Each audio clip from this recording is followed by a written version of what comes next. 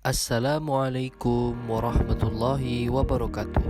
Perkenalkan, saya Muhammad Rizky Ramadhani, peserta Latsar CPNS Kementerian PUPR Batch 6 Kelompok 1 nomor 5. Saya akan memaparkan tentang pemahaman, refleksi diri, dan unjuk tekad penerapan nilai akuntabel dan kompeten. Pembahasan pertama adalah pemahaman tentang nilai akuntabel dan kompeten. Yang pertama, pengertian nilai berakhlak, nilai akuntabel.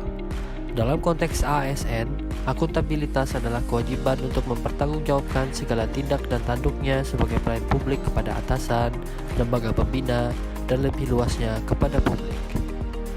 Amanah seorang ASN menurut SM Menteri Pendayagunaan Aparatur Negara dan Reformasi Birokrasi Nomor 20 Tahun 2021 adalah menjamin terwujudnya perilaku yang sesuai dengan core value ASN, yaitu berakhlak.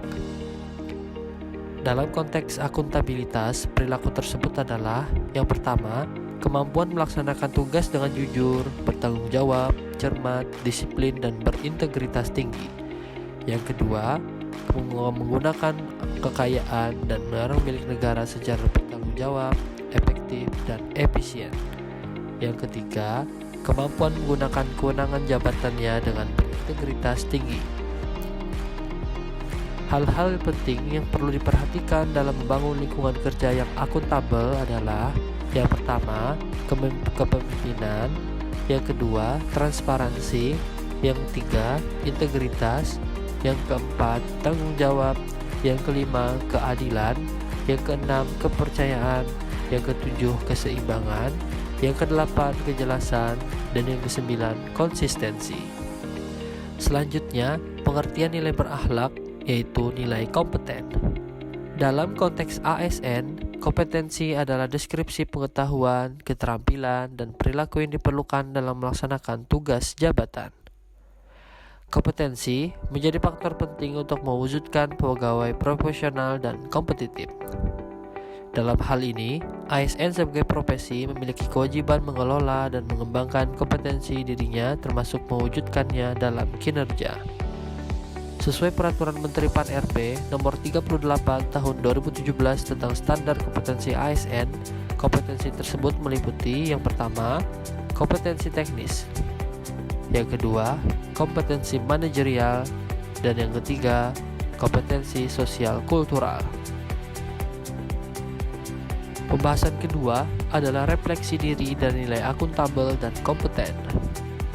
Wujud refleksi diri dan nilai akuntabel saya cerminkan dengan cara: yang pertama, saya sebagai ASN PUPR akan bertindak sesuai dengan peraturan, kebijakan, dan kode etik yang telah dipersyaratkan instansi. Yang kedua, tidak mengganggu, tidak berlaku diskriminatif terhadap masyarakat di lingkungan tempat saya bekerja. Yang ketiga, menyelesaikan tugas dengan penuh tanggung jawab, menjaga integritas, dan memberikan pelayanan dengan sepenuh hati. Adapun wujud refleksi diri dan nilai kompeten saya cerminkan dengan cara: yang pertama, saya sebagai ASN PUPR menyadari bahwa nilai kompeten merupakan tantangan bagi diri kita untuk selalu meningkatkan kompetensi. Yang kedua, penyesuaian terhadap paradigma perubahan dengan selalu belajar melalui learn, unlearn, dan relearn. Dan yang ketiga, selalu mengembangkan semangat motivasi belajar di tempat bekerja. Pembahasan terakhir adalah unjuk tekad penerapan nilai akuntabel dan kompeten.